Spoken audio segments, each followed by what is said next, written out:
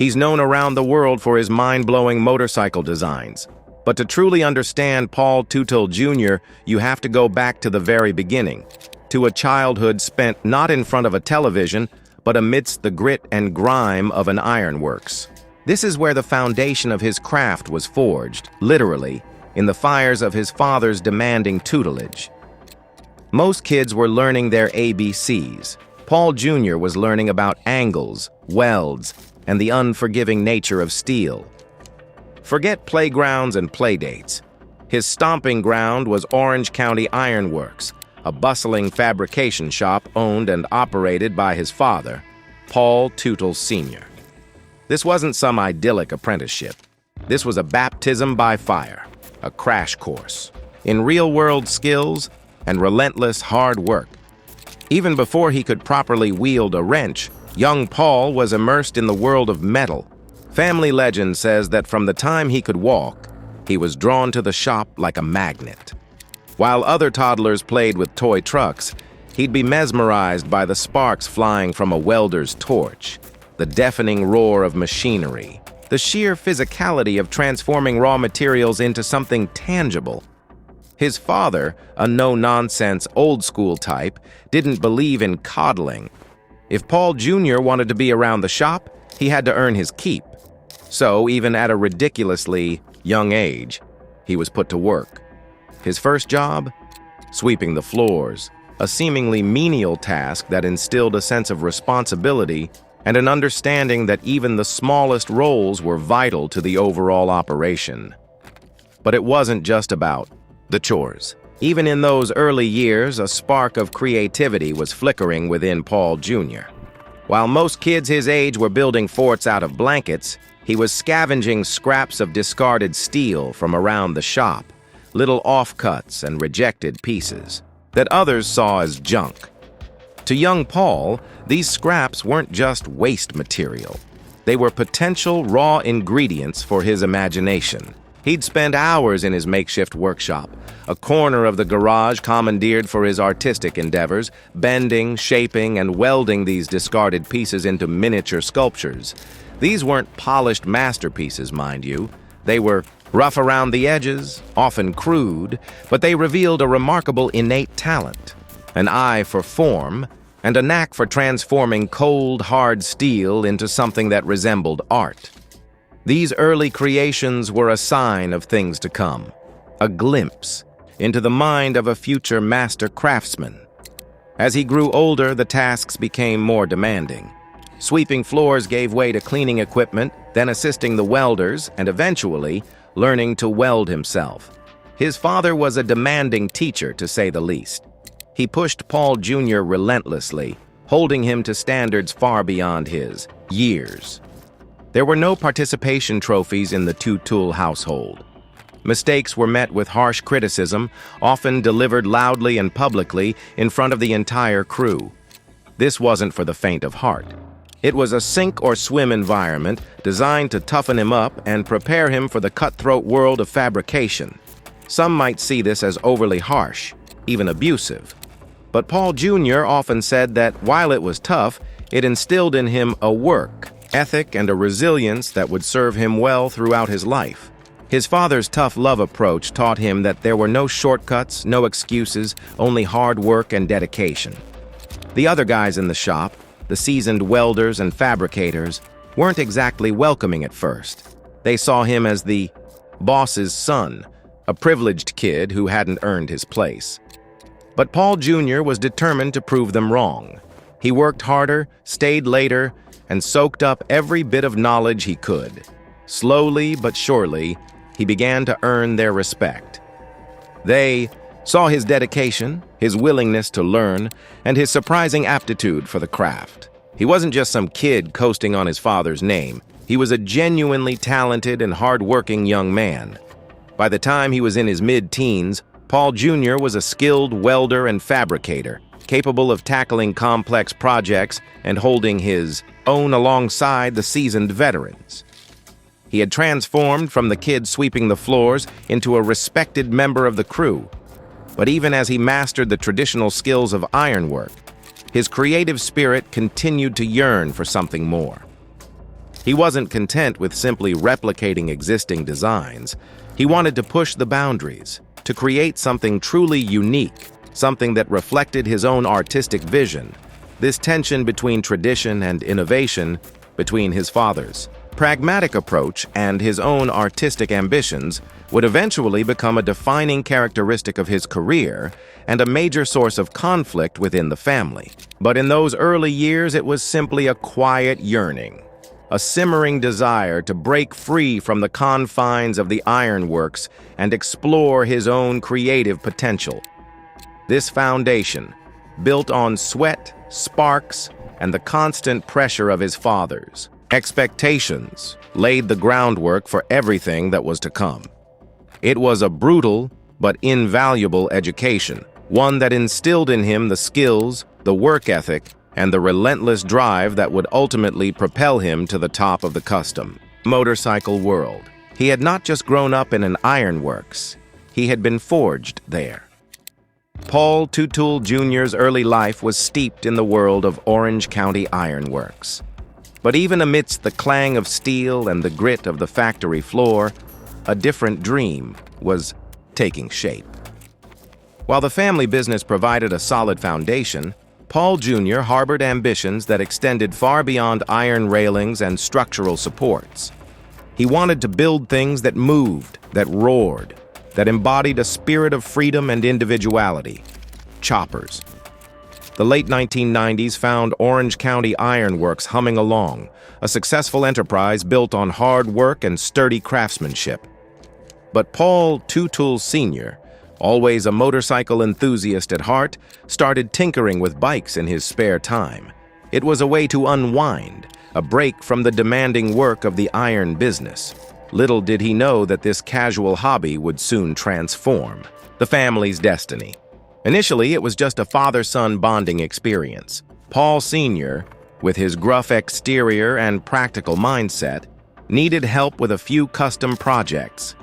He enlisted Paul Jr., who by this point was overseeing the railing division, a key revenue stream for the company.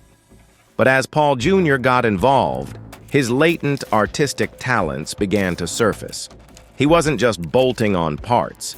He was envisioning complete designs. He'd spend hours sketching, refining lines, and conceptualizing unique features that went beyond mere functionality.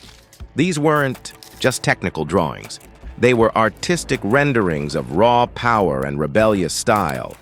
Paul Sr., used to the straightforward practicality of ironwork, was initially taken aback. He saw the potential, though, the spark of creativity that could set their work apart. Here was an opportunity to blend old-school grit with modern artistry. The elder Teutul, with his decades of experience in metal fabrication and his strong work ethic, could provide the solid foundation. Paul Jr., with his innate design sense and willingness to push boundaries, could bring the vision to life. The synergy between father and son, though often volatile, was undeniable. Paul Sr. provided the muscle, the know-how, and the unwavering discipline. Paul Jr. brought the eye for detail, the artistic flair, and a fresh perspective that resonated with a new generation of motorcycle enthusiasts. They were two sides of the same coin, each complementing the other's strengths and compensating for their weaknesses. It was the perfect blend of practicality and innovation, a formula that would soon catapult them to national fame. And so, in 1999, Orange County Choppers was born. The initial investment was a modest $175,000, scraped together from the profits of Orange County Ironworks. It wasn't a venture capital-backed startup. It was a family affair, a gamble on a shared passion. The ownership was divided, reflecting the power dynamics within the family. Paul Sr. held 80%, while Paul Jr. received 20%. At the time, the percentage split seemed inconsequential. They were focused on building bikes, not empires. The early days were a struggle. The workshop was a cramped, under-equipped basement. Tools were scarce, and funds were even scarcer. They relied on sheer willpower and ingenuity, piecing together bikes with whatever resources they could find. They scoured swap, meets for parts, bartered with suppliers, and worked tirelessly to bring their vision to life.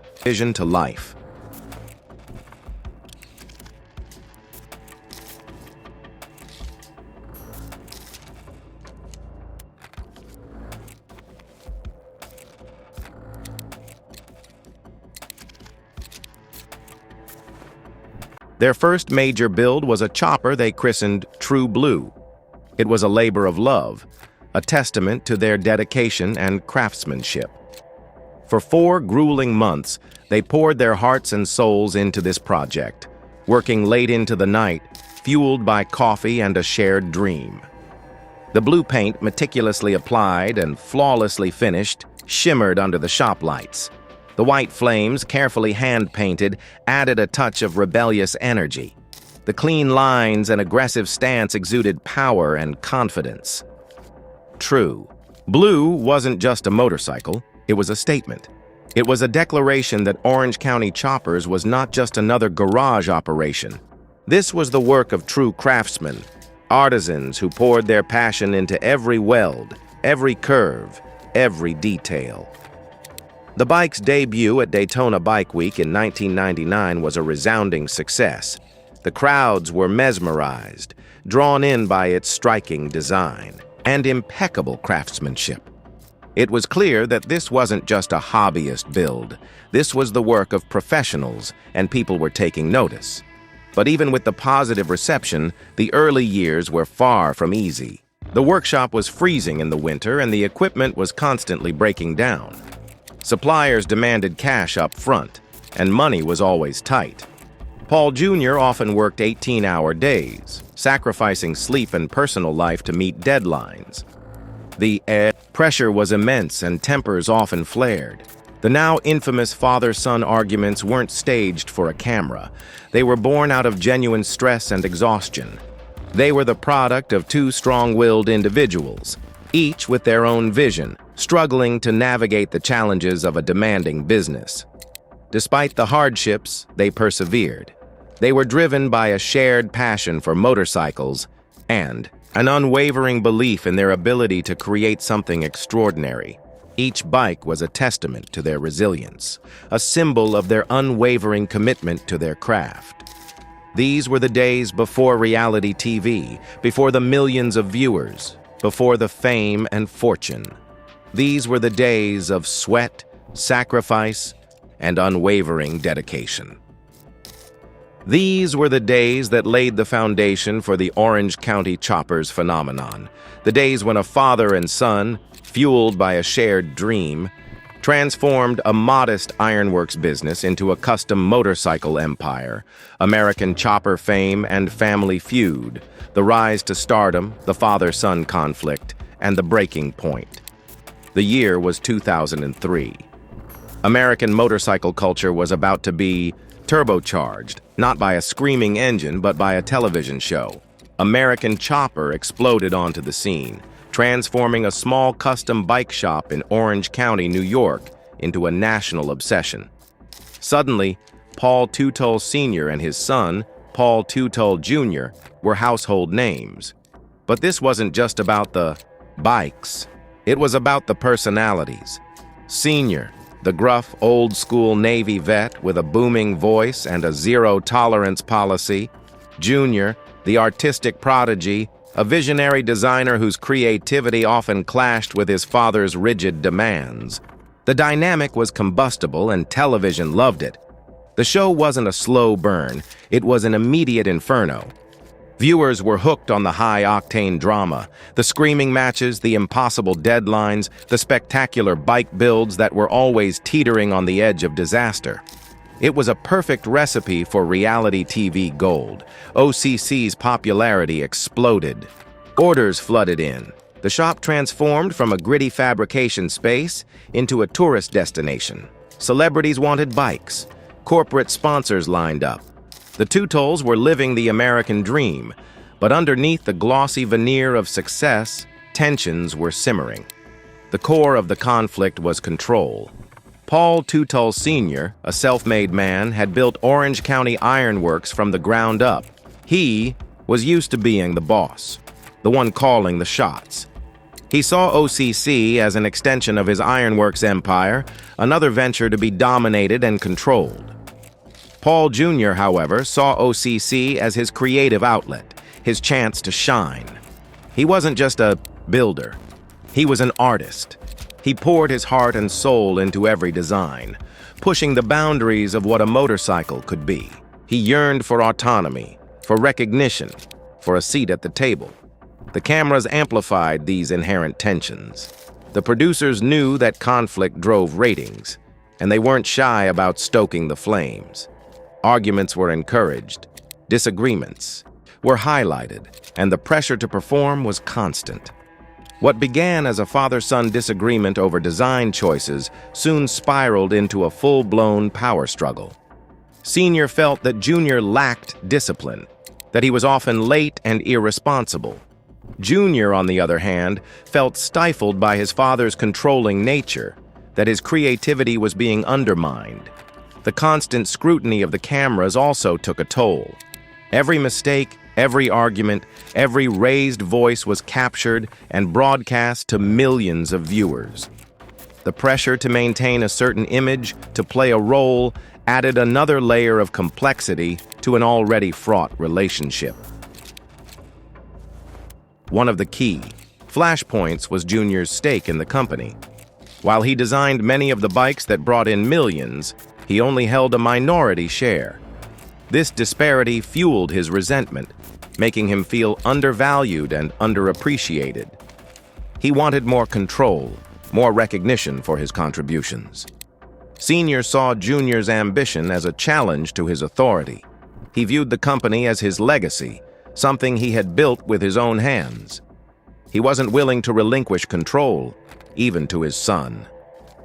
The arguments escalated. The screaming matches became more frequent and more intense. The atmosphere in the shop grew increasingly toxic. The once close father and son were now locked in a bitter feud, playing out on national television.